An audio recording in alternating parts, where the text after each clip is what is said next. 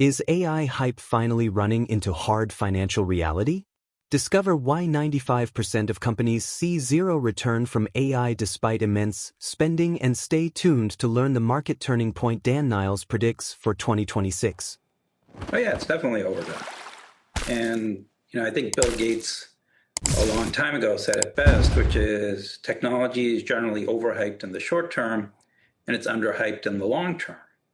And the best example I can give you is back from the internet. And from the internet days, you may remember Cisco was the most valuable company on the planet. It was the NVIDIA of its day, as it was putting in the plumbing to enable this new thing at the time called the internet. And I remember the CEO at the time forecasting that he thought he could grow revenues at 30 to 50% per year sustainably because of that. And then a couple of years later, his revenues declined. And then the year after that, his revenues declined. So you have to remember these CEOs, especially if they're in the businesses they are, they're all highly optimistic. That's how you get to be the CEOs. You have this vision out in the future. But don't mistake fantastical growth forecasts as, this is what is going to happen, especially the further out you go. So this is where age and experience, I think, does matter a little bit, because I know what you're talking about. John Chambers, who I interviewed many, many times at Cisco, and they were the biggest company in the world at the time. And I was there when the internet was being created. A lot of those companies went bust, and a lot of them went on to become the powerhouses that they might still be today. But Dan, I think you would agree with this, is that we have CEOs now, and I'm not going to name any companies now. I'm not out to get anyone, okay? But we have companies now that are saying things that they have no power over. In other words, I can talk about all the data centers I want, while the utility companies are sitting back going, oh, that's interesting, because we're the ones that actually make the power, and we're not sure how we're going to do it. Yeah, but to me, that's not even the relevant question. The relevant question is, are companies that are deploying AI generating revenues from it?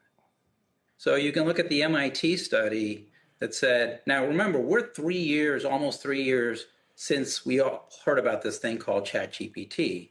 And the MIT study that came out earlier this month said that 95% of corporations deploying AI are seeing 0% return.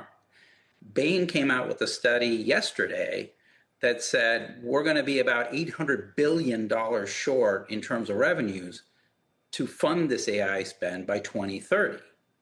And so you can look at statements like that, or a very simple one your viewers can relate to is, if you remember late last year, Salesforce was talking about agentic AI, and they were the poster child for agentic AI, and their stock was at an all-time record high. In August, the stock was at a 52-week low because this stuff's not getting deployed at the rate that the CEO there thought. So the revenues that you're generating from this, just like with the internet, right? You built out all this fiber, you didn't generate the revenues you needed, and then you had to go through a really brutal digestion phase after that. And I don't want to make any mistake. I am bullish right now for one simple reason. It has nothing to do with AI.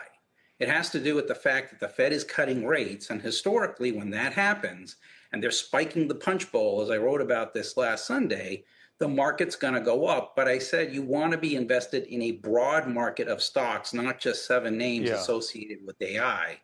And that'll take the AI names up with them. But I think in 2026, you're going to figure out that you don't have 20 companies that are going to win in AI, and people won't fund 20 companies that are all burning cash.